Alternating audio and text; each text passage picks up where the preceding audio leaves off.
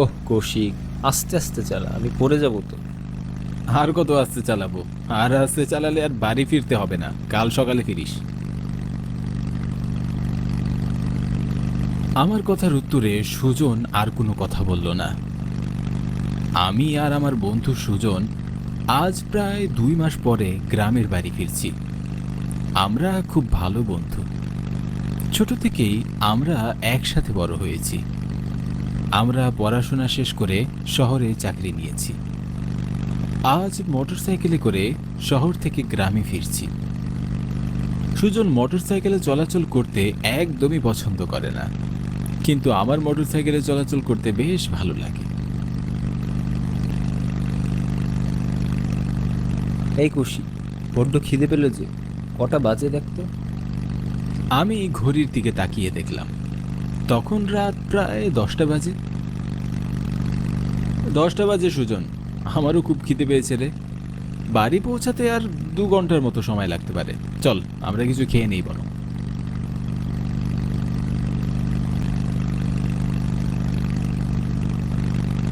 আমরা আশেপাশে তাকাতেই পরিবেশটা খুব অচেনা মনে হলো। আমাদের গ্রামে যেতে এমন রাস্তা বা পরিবেশ আছে তা আমার জানা ছিল না। আমি কিছুটা অবাক হয়ে বললাম, এই সুজন, আমরা ভুল রাস্তায় এলাম না তো? দেখ তো, মনে হচ্ছে এই রাস্তায় আমরা এর আগে তো কখনো আসিনি। না না কৌশিক, ভুল রাস্তায় আমরা কেন আসবো? আমরা তো আমাদের গ্রামের রাস্তা চিনি। অমাবস্যার রাত, দুহাত সামনে কি আছে তাও তো ঠিক মতো দেখা যাচ্ছে না, তাই হয়তো তুই রাস্তা চিনতে পারছিস না। আর শোন, এত চিন্তা করতে হবে না। আমরা আশেপাশে একটু ভালো করে তাকালাম। শুধু গাছপালা আর ঝিঝি পোকা ছাড়া আশেপাশে তেমন কিছুই দেখা যাচ্ছে না। ঘুটঘুটে অন্ধকার, আর রাতে দেখা না যাওয়ারই তো কথা। আমার কেন যেন বেশ ভয় করছে, কিন্তু আমি ভয় পাচ্ছি তা সুজনকে বুঝতে দিলাম না।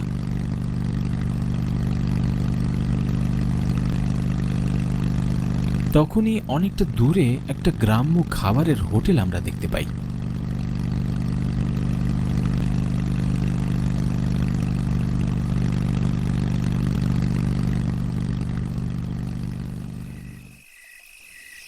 আশেপাশের পরিবেশটা ভুতুড়ে হলেও হোটেলটা বেশ জাঁকজমকপূর্ণ মনে হলো। আমি আর সুজন খুশি হয়ে গ্রাম্য খাবার হোটেলটার দিকে এগিয়ে যাই।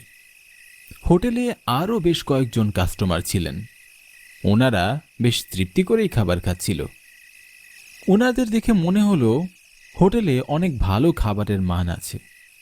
আমাদের দেখে হোটেল ম্যানেজার চাচা বললেন, আসুন বাবু আসুন, কি খাবেন? আমাদের এখানে খুব ভালো খাবার আছে, খুব ভালো খাবার পাওয়া যায়। আচ্ছা আচ্ছা, ঠিক আছে, কি কি খাবার আছে আপনাদের খাবার হোটেলে? আপনারা কি খেতে চান তাই বলুন বাবু, আমাদের এখানে সব ধরনের খাবার পাওয়া যায়। আমরা যা খেতে চাইবো তাই আপনি এনে দেবেন? একবার বলেই দেখুন না বাবু। বেশ, আমাদের তাহলে মোরগ পোলাও আর কোল্ড ড্রিঙ্কস দিন। আমরা হোটেল ম্যানেজারকে অর্ডার দিয়ে খাবার টেবিলে গিয়ে বসলাম। কিছুক্ষণ পর আমাদের খাবার দিয়ে গেল।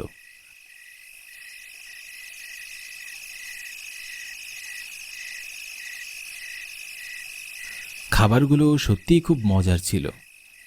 আমি এর আগে কখনো জীবনে এত মজার খাবার খাইনি। আমি আর সুজন বেশ তৃপ্তি করে খাবার খেলাম। খাবার খাওয়া শেষ করে আমরা হোটেল ম্যানেজারকে বিল দিতে গেলাম। চাচা, তাহলে বিল কত হয়েছে, কত টাকা দেব? আপনাদের কোনো টাকা দিতে হবে না সাহেব। হোটেল ম্যানেজার খুব গম্ভীর হয়ে কথাটা বললেন। ম্যানেজারের কথা শুনে আমি আর সুজন দুজনই খুব অবাক হয়ে গেলাম। আমি কৌতূহলী হয়ে বললাম, টাকা দিতে হবে না? কিন্তু কেন? আপনি তো আমাদের কোনো আত্মীয় নন কিংবা পূর্ব পরিচিত নন, তাহলে টাকা কেন দিতে হবে না? কারণ কারো মৃত্যুর আগে আমরা তাদের ফ্রিতেই খাবার খাওয়াই, এটাই আমাদের হোটেলের নিয়ম। মৃত্যুর আগে মানে? আপনার কথার মাথা মুন্ডু কিছুই তো বুঝতে পারছি না। কার মৃত্যু? আপনাদের মৃত্যু বাবু। লোকটার আবোল তাবোল কথা শুনে আমি আর সুজন দুজনই অবাক হয়ে যাই। সেই সাথে লোকটার কুৎসিত হাসি খুবই বিরক্তিকর লাগছিল। কি বাবু, আমার কত বিশ্বাস হচ্ছে না বুঝি। আমার আর লোকটার সাথে কথা বলতে ইচ্ছা করছিল না, কিন্তু তাও বিরক্ত হয়ে বললাম, আচ্ছা শুনুন, মিঠাপুর গ্রাম যাবার সংক্ষিপ্ত কোনো পথ আছে? থাকলে সেটা কোন দিকে? হোটেল ম্যানেজার আমার কথার কোনো উত্তর দিল না, আমাদের দিকে তাকিয়ে শুধু মুচকি হাসতে লাগলো। ব্যাপারটা আমার কাছে খুবই অদ্ভুত মনে হলো। আমি আবারও বললাম, আসলে চাচা, আমাবস্যার রাত তো, তাই এই অন্ধকার পথঘাট ভালো করে দেখা যাচ্ছে না, আর তার জন্যই আমরা এই পথে হারিয়ে এই হোটেলে চলে এসেছি। আপনি যদি আমাদের একটু রাস্তাটা দেখিয়ে দিতেন তাহলে আমরা তাড়াতাড়ি বাড়ি ফিরতে পারতাম। এত তারা কিসের বাবু, মাত্রই তো এলেন। এখানে সবাই আসে নিজ ইচ্ছায়, কিন্তু আসার পর আর ফিরে যেতে পারে না। এই হোটেলে আসা যায়, কিন্তু এই হোটেল থেকে ফিরে যাওয়া যায় না, কারণ ফিরে যাওয়ার কোনো রাস্তাই তো আপনারা পাবেন না। হোটেল ম্যানেজারের এমন অদ্ভুত অদ্ভুত কথা শুনে আমার আর সুজনের ওনাকে পাগল মনে হলো। আরে চাচা, আপনি সেই কখন থেকে আবোল তাবোল কথা বলেই যাচ্ছেন। আপনি মিঠাপুর গ্রামের রাস্তা না চিনলে বলুন যে চিনেন না। এত আজব আজব ধাঁধার মতো কথা বলছেন কেন? খুশি, আমার মনে হয় লোকটা পাগল। চল অন্য কাউকে জিজ্ঞেস করি। আমরা হোটেলের ভিতর তাকিয়ে দেখলাম, হঠাৎ হোটেলের ভিতর থেকে সব কাস্টমার উধাও হয়ে গেল। আমরা আরো বেশি অবাক হলাম। ব্যাপারটা কি হলো আমরা বুঝতেই পারছিলাম না। ব্যাপারটা হোটেল ম্যানেজারকে জিজ্ঞাসা করার জন্য পিছনে ঘুরে তাকিয়ে আমরা কাউকেই দেখতে পেলাম না। হোটেল ম্যানেজার উধাও হয়ে গেল। আমরা খুব ভয় পেয়ে যাই, বুকের ভেতরটা কেমন ধুকপুক করে কাঁপছে। খুশি, সবাই কোথায় গেল বলতো? আমার খুব ভয় হচ্ছে। চল, টাকা দিতে হবে না, আমরা এখান থেকে তাড়াতাড়ি চলে যাই। এমন ভুতুরে কাণ্ড দেখে ভয়ে আমার হাত পা কাঁপছিল। আমি আর এক মুহূর্ত সেখানে স্থির দাঁড়িয়ে থাকতে পারলাম না। টাকা না দিয়ে হোটেল থেকে বাইরে বের হয়ে যাই। হোটেল থেকে বাইরে বের হয়ে এসে আমরা আমাদের মোটরসাইকেলটি সেখানে আর দেখতে পেলাম না।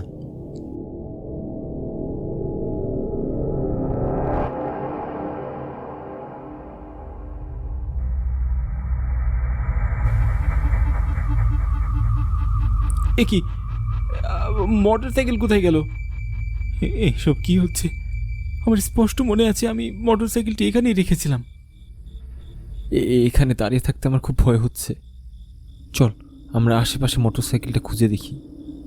আমরা সেখানে দাঁড়িয়ে আর সময় নষ্ট না করে আশেপাশে আমাদের মোটরসাইকেলটি খুঁজতে লাগলাম, কিন্তু আমাদের মোটরসাইকেলটি খুঁজে পাচ্ছিলাম না। সময় যত যাচ্ছে আমাদের ভিতরের ভয়টা তত বেশি বাড়ছে। একটা সময় আমরা বিকট একটা হাসির শব্দ শুনতে পাই, কিন্তু আমরা আশেপাশে কাউকেই দেখতে পাই না।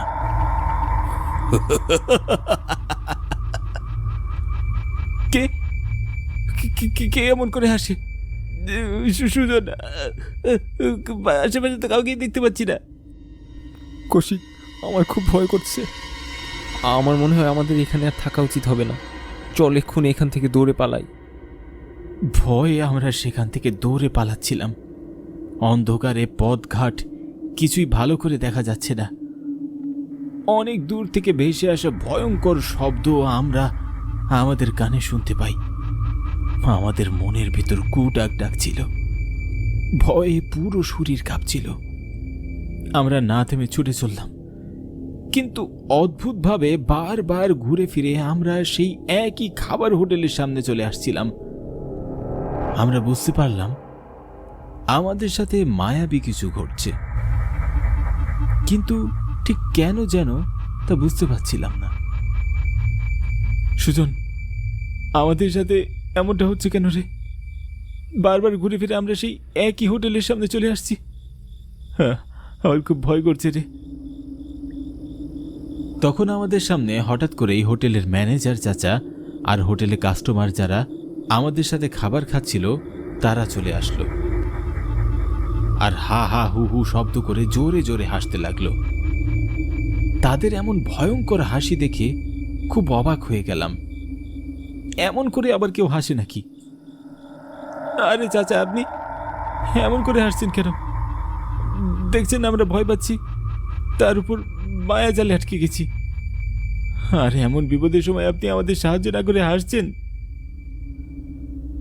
কারণ এই মায়াজাল গোলক দাদা সবই আমরা ছড়িয়ে রেখেছি। আমরা কেউ এখন আর বেঁচে নেই, তাই আমরা তোমাদেরকেও বেঁচে থাকতে দিব না।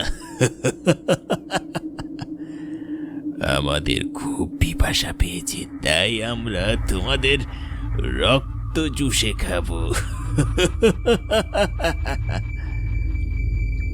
এ কথা বলেই তারা ভয়ঙ্কর প্রেতাত্মাতে পরিণত হয়। যেমন বিকট শব্দে বিশ্রী সুরে তাদের হাসি ছিল, তেমনি দেখতে তাদের প্রচণ্ড ভয়ঙ্কর ছিল। দাঁতগুলো অনেক বড় বড়, রাক্ষসের মতো ছিল। হাতের নখগুলো রক্তমাখা, দেখে মনে হচ্ছে কিছুক্ষণ আগেই ওরা কারো বুক চিরে খেয়ে এসেছে। পুরো শরীরে রক্তমাখা, আর ওদের চোখ দিয়েও রক্ত ঝরে পড়ছে। তাদের এভাবে দেখে ভয়ে সুজন জ্ঞান হারিয়ে ফেলে। আমি কি করব তা বুঝে ওঠার আগে প্রেতাত্মাগুলো আমার দিকে এগিয়ে আসছিল। ভয়ে আমার হাত পা থরথর করে কাঁপছিল। সৃষ্টিকর্তার নাম স্মরণ করা ছাড়া আমার আর কোনো উপায় ছিল না। একটা প্রেতাত্মা আমার কাছে এসে তার ধারালো নখ দিয়ে আমার গলা চেপে ধরল। তারপর আর কোনো কিছু আমার মনে নেই। পানির ঝটকা, লোকজনের ডাকাডাকি, আর সূর্যের আলোর কড়া তাপে আমরা আমাদের জ্ঞান ফিরে পাই। চোখ খুলে আমরা আমাদের চারিদিকে লোকজনের ভিড় দেখতে পেলাম। একজন লোক বলল, আরে আরে, তোমরা রাতের বেলা এই পথ দিয়ে যাতায়াত করছিলে কেন? তোমাদের কি প্রাণের ভয় নেই নাকি? তোমরা জানো না এই রাতের বেলা এই পথ দিয়ে লোকজন যাওয়া আসা করে না? কিন্তু চাচা, কেন? আজ থেকে 2 বছর আগে রাতের বেলা শর্ট সার্কিট হয়ে এই হোটেলের সকল মানুষজন মারা যায়। এরপর থেকেই হোটেলের পাশ দিয়ে কেউ আর রাতের বেলায় যাওয়া আসা করে না। আর যদিও বিশেষ কারণে যাতায়াত করে, তাহলে যাবার পথে এখানে একটি প্রণাম করতে হয়। যারা প্রণাম করে না তাদেরকে বিভিন্নভাবে ভয় দেখানো হয়, আর যারা প্রণাম দেয় তাদের কিচ্ছু হয় না। তারপর আমরা ভালো করে লক্ষ্য করে দেখলাম সেখানে কোনো হোটেল নেই। তারপর আমরা বাড়ি ফিরে যাই এবং আমরা আর কখনোই সে পথ দিয়ে যাতায়াত করিনি। হ্যালো সুরেশ। হ্যাঁ দাদা, বল। ঠিকমতো ট্রেনে উঠেছিস? হ্যাঁ দাদা, ট্রেনের সিটও পেয়ে গেছি, ঠিকমতো বসেছি। অল্প কিছুক্ষণের মধ্যেই ট্রেন ছেড়ে দেবে। সাবধানে আসিস। চণ্ডীপুর স্টেশনে পৌঁছে কল করবি, কেমন? আমি স্টেশনেই থাকবো। আচ্ছা দাদা, তুমি চিন্তা করো না। সময়টা এখন গ্রীষ্মকাল। গ্রীষ্মের ছুটিতে শহর থেকে গ্রামের বাড়িতে বেড়াতে এসেছে আমাদের কাকাতো ভাই সুরেশ। শহরে থাকে ওরা।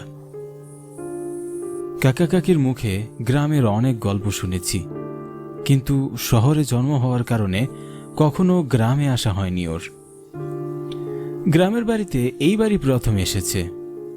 সে গ্রামের কিছুই চেনে না, কারণ এখানে সে কখনো আসেনি তো। তাই স্টেশনে পৌঁছে ফোন দিতে বললাম। স্টেশনে গিয়ে ওকে আনতে হবে। বাড়ি থেকে চণ্ডীপুর স্টেশনের দূরত্ব প্রায় 30 কিলোমিটার হবে। ট্রেনে পৌঁছাতে পৌঁছাতে রাত প্রায় 11টা বাজবে। এত রাতে তো কোনো গাড়ি পাওয়া যাবে না। এসব কথা চিন্তা করেই হেঁটে হেঁটে রওনা দিলাম বন্ধু উপলের বাড়ির দিকে। উপলের একটা মোটরসাইকেল আছে, আর মোটর সাইকেলটি ধার নিয়ে সুরেশকে আনতে যাব। এমনটা ভেবেই উপলের বাড়ির সামনে এসে দরজায় নক করলাম।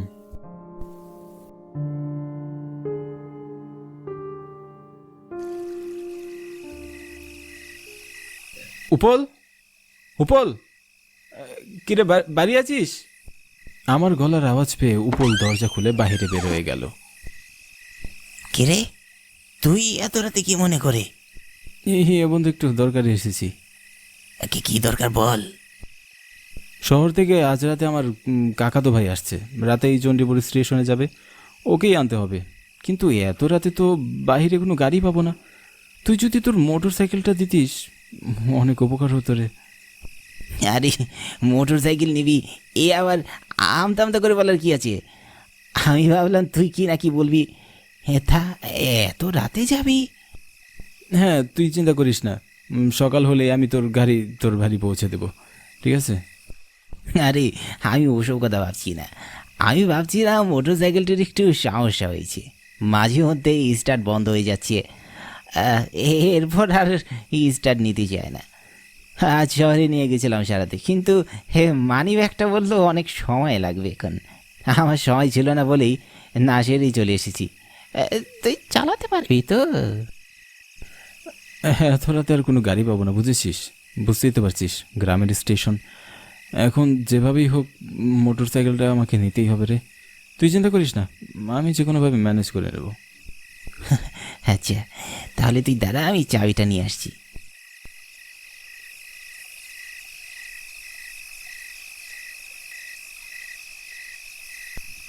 উপল চাবিটা এনে দিলে আমি মোটর সাইকেলটি স্টার্ট করে বেরিয়ে পড়লাম।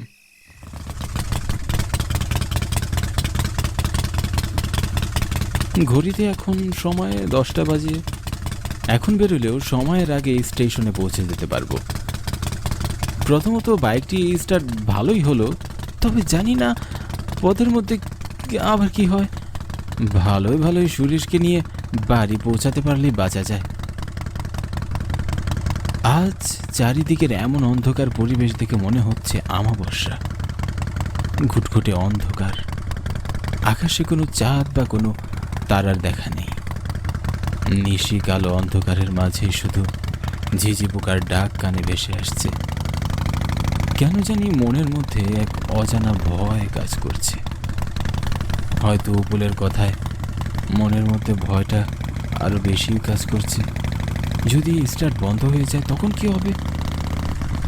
তবে সে যাই হোক, মোটর সাইকেল চালাতে আমার বেশ ভালোই লাগছে। কবে যে মোটর সাইকেল কেনার শখটা পূরণ করতে পারবো ভগবানই জানেন।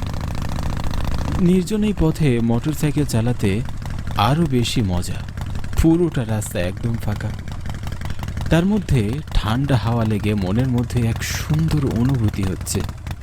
সত্যি, শহরের লোকজন হয়তো শুধু টিভিতেই দেখবে গ্রাম কি, আর ছেলেমেয়েরা বই পড়ে সীমাবদ্ধ থাকবে, কিন্তু নিজের চোখে না দেখে সেটা কখনো বুঝতেই পারবে না। রাতের বেলা গ্রামের এই শীতল হাওয়া মনকে প্রফুল্ল করে তুলছে। অন্ধকার এই নির্জন রাতে ঝিঝি পোকার সাথে নিজেরও গান গাইতে ইচ্ছা হচ্ছিল, তাই তো নিজের পছন্দের একটি গান ধরলাম। এই পথ যদি না শেষ হয় তবে কেমন হতো তুমি বলো তো, যদি পৃথিবীটা স্বপ্নের দেশ হয় তবে কেমন হতো তুমি বলো তো। পছন্দের গানটির সুর গলা থেকে শেষ হতে না হতেই আমার মোটর সাইকেলটি তার ভুটভুট গানটি বন্ধ করে একটি শ্মশানের পাশে দাঁড়িয়ে পড়ল। গাড়িটি বন্ধ হয়ে যেতেই বুঝতে পারলাম আমি হয়তো কোনো বিপদে পড়তে চলেছি। এরপরে আমি লাগাতার বাইকটি স্টার্ট করার চেষ্টা করতে লাগলাম, কিন্তু সফল হতে পারছিলাম না। একসময় ক্লান্ত হয়ে শরীর দিয়ে ঘাম ঝরতে লাগলো। সুরেশের জন্য বেশ চিন্তা হচ্ছে। বেচারা একদম নতুন, এই গ্রামের পথঘাট কোনো কিছুই চেনে না। সে নির্জন, স্টেশনে কারো দেখাও মিলবে না, সে জানতে পারবে না বাড়ির ঠিকানা। এসব চিন্তা করতে করতে যেন আমার মাথা আর কাজ করছিল না। এতটা পথ আসলাম, একটি মানুষও চোখে পড়ল না। আশেপাশে তো কোনো ঘর বাড়ি বা দোকানপাটও নেই, চারিদিকে অন্ধকার। এই নির্জন রাতে এখন গাড়ি ঠিক করব কোথায়? সময় মতো আমাকে স্টেশনে পৌঁছাতে হবে। আর আশেপাশের শ্মশানের দিকে চোখ পড়তেই বুকের মধ্যে ছ্যাদ করে উঠছে। তাই সেখানে আর দেরি না করে বাইকটি ঠেলিয়ে নিয়ে সামনের দিকে এগোতে লাগলাম।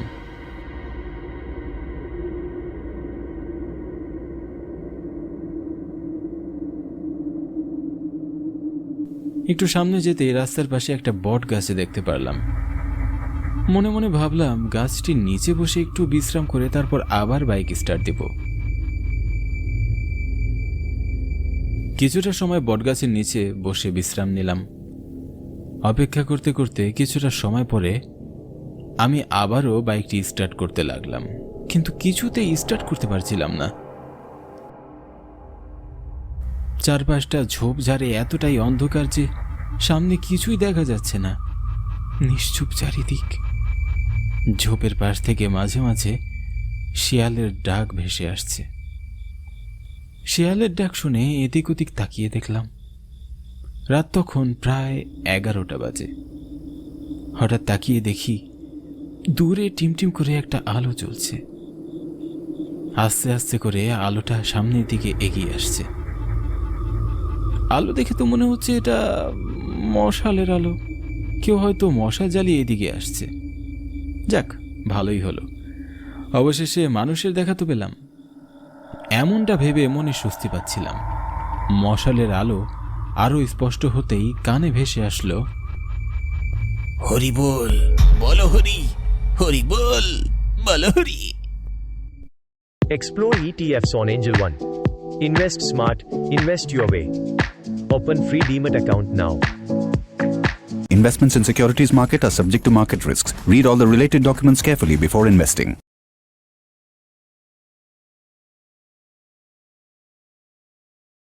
I got this wall-mounted cutlery rack. Daily tools एक जगह, easily accessible and the kitchen feels more organized. तो ये थे कुछ interesting finds from Flipkart. आपको सबसे interesting क्या लगा? Comments में बताना जरूर।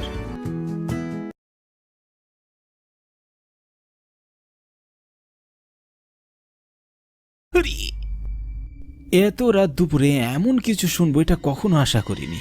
হরি বল, ভয় আমার প্রাণটা যেন আটকে উঠল। হরি বল, দেখলাম বলো হরি, মশাল জ্বালিয়ে হরি চারজন বল, লোক এদিকে বলো আসছে। হরি, হরি বল, তারা একটা লাশ বলো কাঁধে হরি। নিয়ে যাচ্ছে। ভাবলাম সামনের শ্মশানে হয়তো লাশ পোড়াতে নিয়ে যাচ্ছে। আমি মনে মনে ভাবতে লাগলাম তাদেরকে জিজ্ঞাসা করলে হয়তো তারা বলতে পারবে মেকানিক আছে। আমি তাদের অপেক্ষায় দাঁড়িয়ে রইলাম। হরি বল, তারা মশাল জ্বালিয়ে বলো আমার হরি, পাশ দিয়ে মরদেহটি হরি নিয়ে বল, বলো হরি। সামনের দিকেই যাচ্ছিল। তখনই মশালের আলোতে তাদের চেহারা স্পষ্ট দেখতে পেলাম। তাদেরকে দেখে আমি কিছুটা ধাঁধায় পড়ে গেলাম। আমি কি চোখে কম দেখতে পাচ্ছি নাকি আমার দেখায় ভুল? চোখ ডলে আমি আবার ভালো করে লোকগুলোর দিকে তাকালাম। মশালের আলোতে লোকগুলোর চেহারা পুরোপুরি স্পষ্ট বোঝা যাচ্ছে। বলো হরি, তাদের হরি চেহারা বল, একই বলো রকম। হরি। আমি থরথর করে কাঁপতে লাগলাম। এমত অবস্থায় আমি আর সাহস পেলাম না তাদের সাথে কথা বলার। আমি ভাবতে লাগলাম দুজনের চেহারা একই রকম হলে তারা যমজ হয়, কিন্তু চারজনের চেহারা একই রকম, এ কি করে সম্ভব? বলো হরি, তারপরও আমি কোনো পথ না পেয়ে মনে সাহস জুগিয়ে আমি তাদের বললাম, দাদা শুনছেন, আশেপাশে কি কোনো মেকানিকের দোকান আছে বলতে পারেন? লোকগুলো আমার দিকে তাকিয়ে ফ্যাল করে তাকিয়ে রইল। তাদের সবার চেহারা কেমন বিবর্ণ আর ফ্যাকাশে মনে হচ্ছে। কারো গায়ে এক ফোঁটা রক্ত নেই। তারা কেউ আমার কথায় কোনো উত্তর দিল না। আবার হাঁটা শুরু করলো। 2 পা এগোতেই আমি পিছন থেকে আবার তাদের ডাক দিলাম, এই যে দাদা, মেকানিক আছে কোথাও আশেপাশে, একটু বলতে পারেন? আমার দিকে তাকিয়ে তারা অট্ট হাসিতে মেতে উঠল। কি ভয়ঙ্কর তাদের চেহারা! চোখগুলো আগুনের মতো জ্বলজ্বল করছে, নাক মুখ দিয়ে অঝরে রক্ত ঝরছে। এমন সময় ঝড় ও দমকা বাতাস বইতে লাগলো। আমি ভয়ে সাথে সাথে চোখ বন্ধ করলাম। বাতাস থামতেই চোখ খুলে দেখি তাদের কাঁধে থাকা লাশটি মাঝখানে বসে আছে। কি অদ্ভুত কাণ্ড! আমি কোনোভাবেই কোনো হিসাব মেলাতে পারছিলাম না। লাশের চেহারাও একই রকম। এক এক করে 5 জনেরই চেহারা একই রকম। তারা সবাই একসাথে রহস্যময় দৃষ্টিতে আমার দিকে তাকিয়ে রইল। তাদের মধ্য থেকে একজন বলে উঠল, কি দেখছিস এমন করে? যাবি আমাদের সাথে শ্মশানে? লাশ পোড়াতে নিয়ে যাচ্ছি। এ কথা বলতেই তারা আবার হা হা হি হি করে হেসে উঠল। রাত যত গভীর হচ্ছে, অন্ধকার তত ঘনীভূত হচ্ছে। আমি সেখানে জ্ঞান হারিয়ে পড়ে যাই। এরপর আর কি হয়েছে আমি কিছুই জানি না। পরদিন সকালে যখন আমার জ্ঞান ফিরল, তখন দেখি আমি শ্মশানের পাশে পড়ে আছি। আমাকে ঘিরে কয়েকজন লোক দাঁড়িয়ে আছে। আমি উঠে বসলাম। তাদের মধ্য থেকে একজন লোক আমাকে বলল, কি গো দাদা, আপনি এখানে কি করছেন? এটা কি ঘুমানোর জায়গা? জানেন না কতটা ভয়ঙ্কর এই জায়গাটা? শ্মশানে তো মানুষ চিরতরে ঘুমাতে আসে, আর এটা অনেক পুরনো শ্মশান। দিনের বেলা ওই পথে যেতে মানুষ ভয় পায়।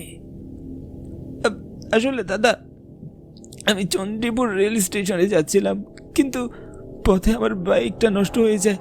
আর তারপরে আমার দেখা হয় তাদের সাথে। বুঝতে পেরেছি আপনি কাদের কথা বলছেন। শুধুমাত্র 5 জন লোককে দেখেছি, যাদের চেহারা গড়ন, আপাদমস্তক সব একই রকম। হ্যাঁ, ঠিকই দেখেছেন। তাদের জন্যই তো এই জায়গার নাম পাঁচমুন্ডির বটতলা। তবে এই জায়গায় যে একবার আসে সে আর কখনো প্রাণে ফিরে যেতে পারে না। তবে আপনি তো বেঁচে আছেন, সবই কপাল, বুঝলেন?